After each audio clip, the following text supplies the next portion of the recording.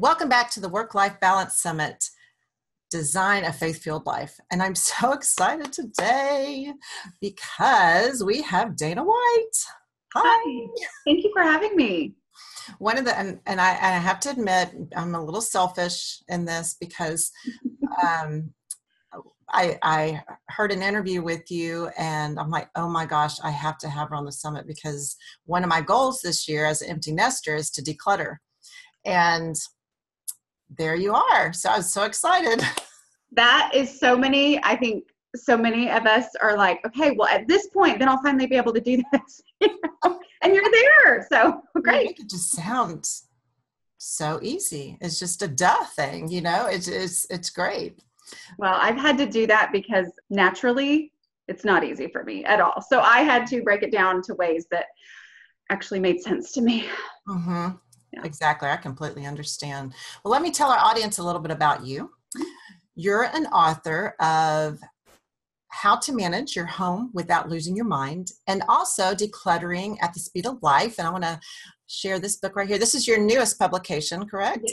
Yes, came out in February. Awesome. And you are also a blogger, podcaster, speaker, and to much your own surprise, a decluttering expert. An attempt to get your home under control, Dana had started blogging aslobcomesclean.com, and her story is so interesting. And soon she realized she was not alone in her housekeeping struggles and in her feelings of shame. You share realistic home management strategies and a message of hope for the hopelessly messy. You also live in Texas, like me, and you live with your husband and 3 kids just outside of Dallas. So you are also in the burbs, as well as I am. So I was glad to hear that we're close by.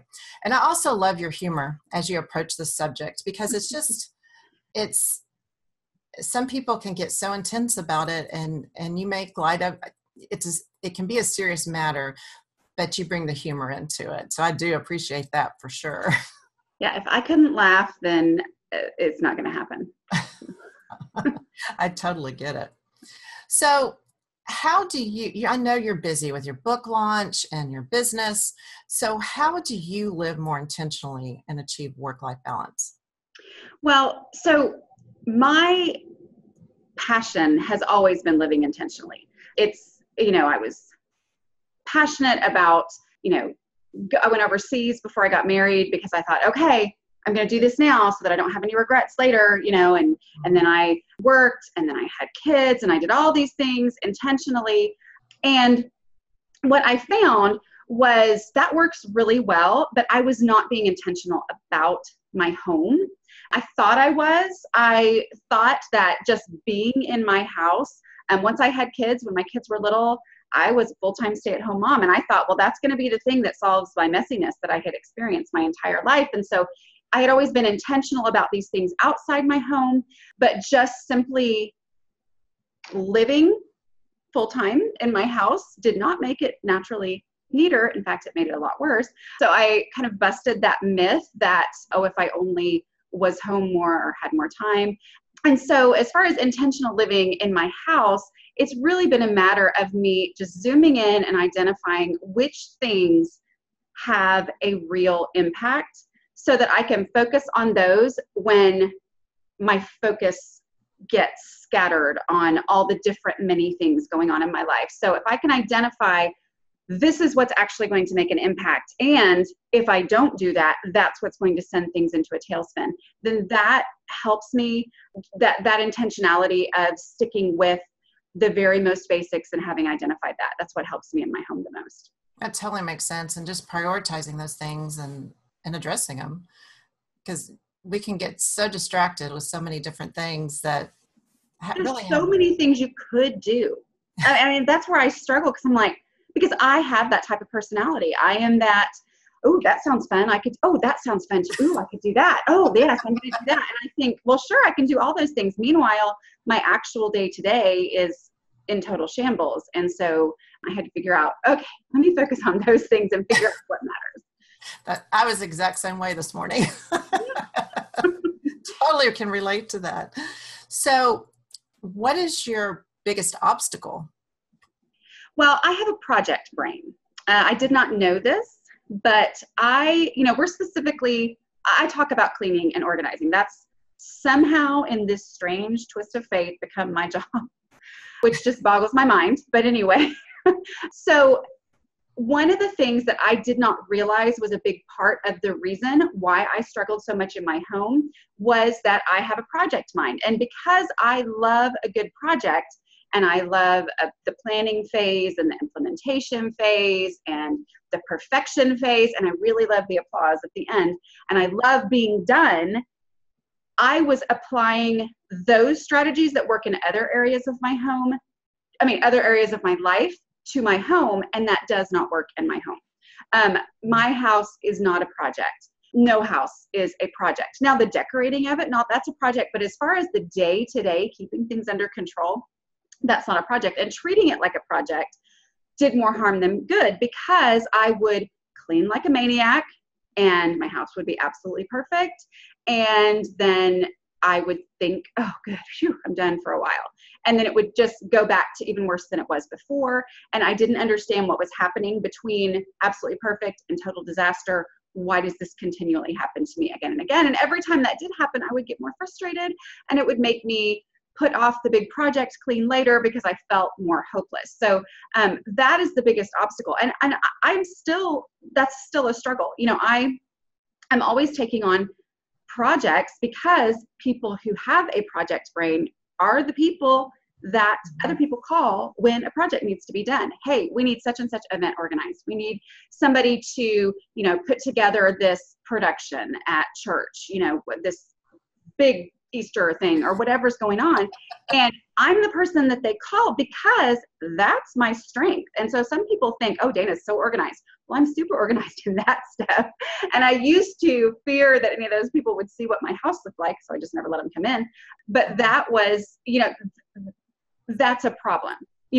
When I get into that mode again of, doing a huge project, which is what I love to do, my house tends to start to get out of control again. But the difference now is I know, like we talked about in the last question, where do I go back to get started again, to get back on track? Mm-hmm.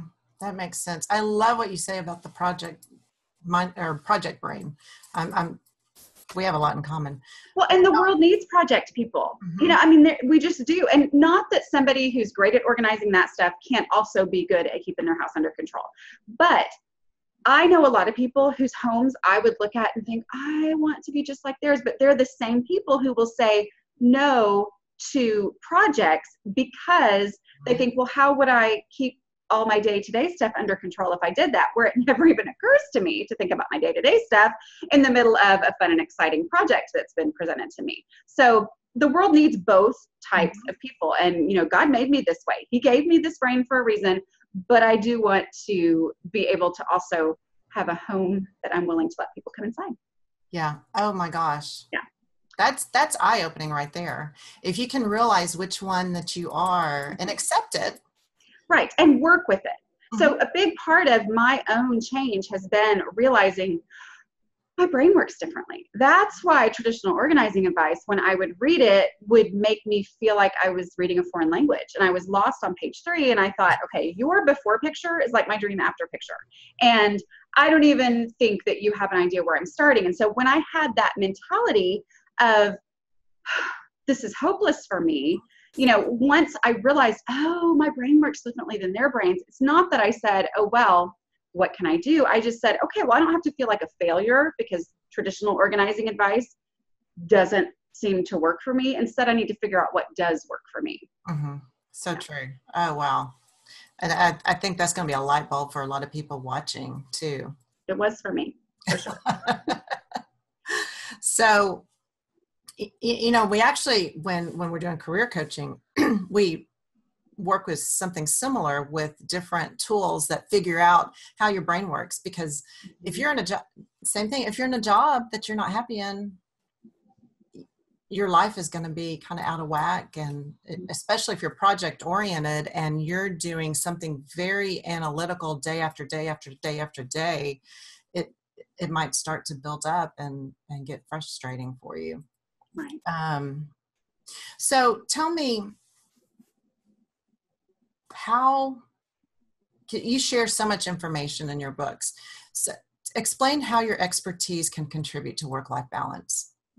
Well, so what I teach people is what it takes to actually make progress. Because I used to think a lot about what I should do. I used to because that's project brain. I would think about it, I would plan it, I would analyze ahead of time what's going to work, how's this going to play out. And then bringing all these ideals of how things should work into my reality, where they typically didn't work as well as I thought they would, was a huge frustration. And so what I do for people is I have broken this down. I mean, my desire was to be a writer. That's the whole reason I started this blog called A Slob Comes Clean. It was my deal that I made with myself, with God, honestly, okay, I'm going to learn about blogging, which is what I wanted to do because I wanted to eventually be, a published author. I said, I'm going to do this now as a practice blog so that I can figure out how to get my home under control. And then I'll start writing about the things that I'm actually, good at. Here we are, almost 10 years later, which I'm still writing about the same thing, which is crazy. But it's been a process for me, especially in the beginning, of realizing that that's where I come in. I am the one to translate these things so that people can apply them in their own homes, the things that people who are naturally organized are born knowing. And for me, it was like, I don't understand. How do they get to this point? And why is it so hard for me and it's not hard for them? I take these are the basics of home management. These are the basics of decluttering, getting stuff out of my house, and let me break it down and explain it in a way where it can be implemented into other people's lives as well, because of what I've learned in my own home through trying to figure it out. Mm-hmm. Makes sense. So you offer home management strategies. Can you just share a few of those with us? Okay. So I'm going to tell you my biggest one that to people who do this anyway and can't imagine not doing it, they're like, why does anyone need to know that? But I go ahead and say it because it changed everything for me, and it has changed everything for a whole lot of women. And that is, daily habits are everything. If you are overwhelmed and you just feel like my house is consistently out of control, start with the daily habits. Start with looking for something that makes you crazy again and again and again, and solve that problem today. And the key is to solve it again tomorrow before it's actually a problem again. And then solve it again the next day. And after 7 days of solving that problem, you are going to find a way that works for you. So the main one, the first one, if you're not doing it, it's the place to start, is the dishes. I used to wait until I felt like I had enough dishes to be worth my time, which meant that every time I needed to clean my house, I had to start in the kitchen, obviously. And it took me a really long time to get through my kitchen. By the time I was done with that, I was exhausted. I didn't want to go to the rest of my house. All that cleaning energy that I had before was gone. And so when I very first started what I call my deslobification process, I said, I know that people whose homes are under control all the time, they never have dishes in their sink. And so I don't know how they do that, but I'm going to just see what happens. And so I started doing the dishes. Through just saying, I'm going to do my dishes every day. I don't know what that means, what it looks like. I developed the routine that works well for our family, which is to run my dishwasher at night and then empty it in the morning. And turns out when I do it every single day, it takes like 10 minutes to load the dishwasher and clean up the kitchen. And it takes 4 minutes to empty the dishwasher in the morning, where I had thought doing the dishes was this hours-long task because I never did it when it was only 1 day's worth of dishes. I didn't know how long it would take to just do one little bit. And by doing that, I freed up time, because when you have dishes in the sink, then you think, oh, I really want to get some stuff done, but you just have this nagging feeling that you can't do that yet because you have other things to do, because the other things to do are the dishes in the sink. And then when those are just gone, it's like, oh, I already did those today. And now whatever amount of time I have available, then I can go spend that on other stuff. So starting with those daily habits, and don't judge a habit on the first day. Start, go ahead and do it today, because that first day of doing dishes, if you haven't done them in 3 days, it's going to take you a really long time. You're not going to know what one day's worth of dishes is until you do it the second day. And it's the same thing with other things, sweeping your kitchen, doing a 5-minute pickup.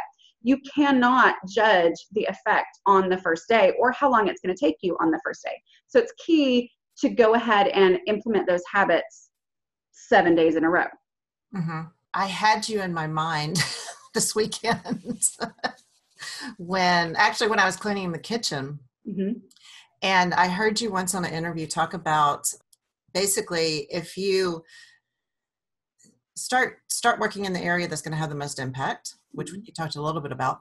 And of course, the kitchen, to me, there's just so much that happens in the kitchen. That's a big impact to me. And so, and fortunately, we're in the routine of doing the dishes every day, but it's the counters and the floors and the, just everything else. But if you do a little bit at a time, it just makes it so much easier. Right. And people would say that, and I didn't believe it till I did it. Mm-hmm. And so everybody and I hear that from people all the time, like, I know you've been saying this forever. And then I finally did it, and I cannot believe the difference that it makes. And the bleed out effect in a positive way. Bleed out is probably not the best image, but it really moves out to the rest of your house when the kitchen is already under control and you're only dealing with 1 day's or 1 meal's worth of cleanup.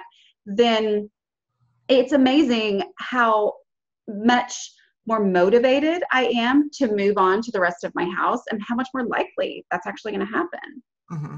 And your kids are learning too. Right. That's just what we do. Right. The habit. That's awesome. So in your book and Decluttering at the Speed of Light, you talk a lot about mindset. Mm-hmm. Can you kind of give some examples there? Sure. So I talk a lot about it. Like you said, it's the first section of the book, which is important because my mindset was part of the reason I had so much clutter in my house. I am a creative personality. I do see the value and the wonderfulness in all things and the potential of what it could be one day and, how I might need it someday. I mean, you ask me if I might ever need this, I will come up with a reason why I will need it. And if you ask me if I like it, I'll come up with a reason because I'm a really nice person why I would like this thing. So the mindset was really key. And, the way I changed my mindset was through decluttering. Through decluttering my own house, I started to see, oh, this makes a huge difference. So one of the main things that I teach is to acknowledge that organizing and decluttering are not the same thing. And give yourself permission to just declutter. Don't sit down and make a plan, because that's what I used to do. I would make this big plan and I would come up with stickers and charts and, diagrams and all these kinds of things. Yes, exactly. I would do that. And I would think, okay, everything is going to change right now. I'm going to get organized. But I would run out to the store. I would buy a bunch of, containers, and I would come home. And by the time I got home, all that energy to change how I had lived my life for my whole life, it was gone.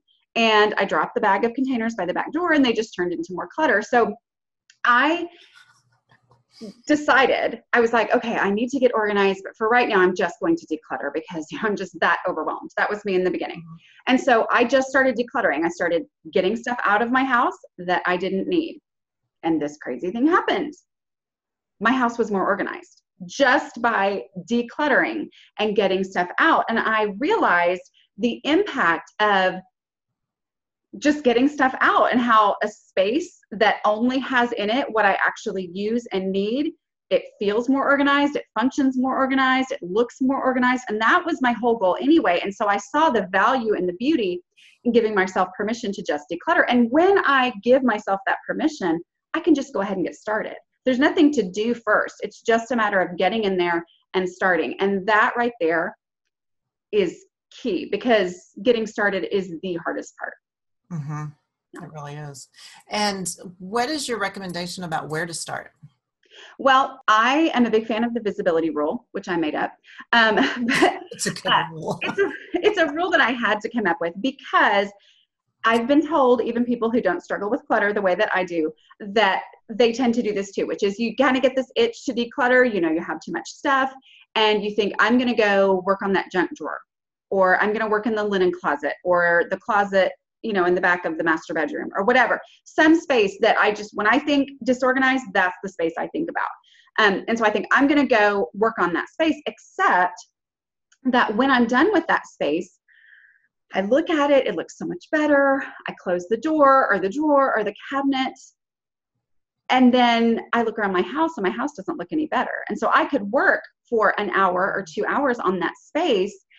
And at the end of that time, I don't actually consistently see any real progress in my home. And for someone who struggles anyway, that is not good, because if the doorbell rings and I'm not willing to go open the door because my house is a disaster, and yet I've been cleaning or decluttering or whatever all day long, then I think, well, what's the point of decluttering? I'm still just as frustrated with my house as I was before. And so I decided that I would prioritize decluttering projects according to visibility, starting with what people would see when they first walk in my door. And what that does is I work on that space, and then I see it all the time. And every time I see it, even though I didn't notice the clutter before, now that it's decluttered, I go, oh, that looks so good.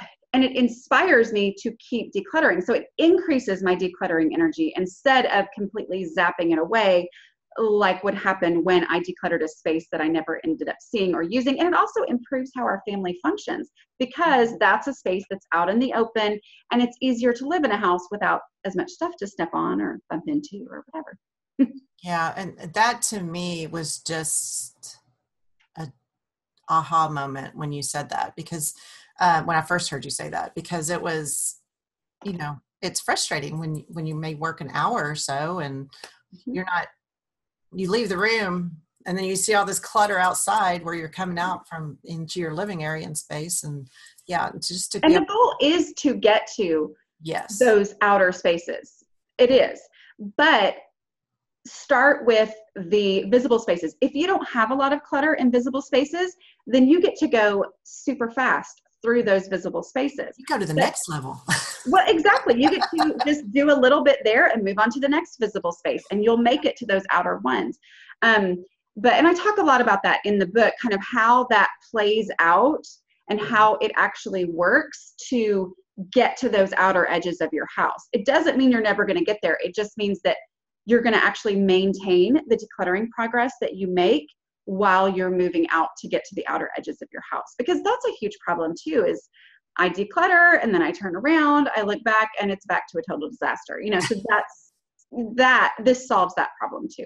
Mm-hmm. Yeah.